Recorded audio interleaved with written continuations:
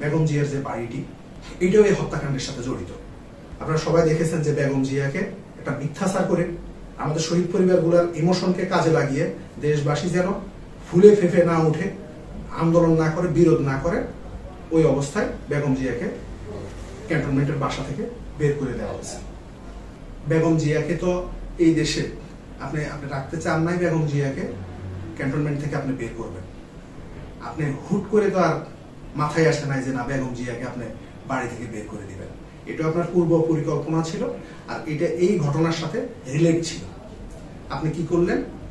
তখনকার সরকার এই ঘটনাটাকে, যেহেতু দেশবাসী দেখেছে যে না বিডিআর অফিসারদেরকে যখন হত্যাকাণ্ডটি চলছিল, আপনার মানুষগুলোকে মেরে ফেলার যে চিত্র এই দেশের মানুষ দেখছে, তখন কিন্তু মানুষের এই শহীদ পরিবারদের প্রতি একটা সিম্পেথি গেছে, সাধারণ মানুষের দরদ গেছে।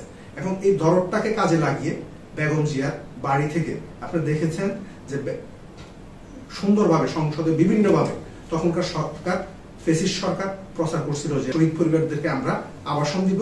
পরে আপনারা দেশবাসী, আপনারা সবাই দেখেছেন যে বেগম জিয়াকে একটা মিথ্যাচার করে আমাদের শহীদ পরিবারগুলোর ইমোশনকে কাজে লাগিয়ে দেশবাসী যেন ফুলে ফেঁপে না উঠে, আন্দোলন না করে, বিরোধ না করে, ওই অবস্থায় বেগম জিয়াকে ক্যান্টনমেন্টের বাসা থেকে বের করে দেওয়া হয়েছে।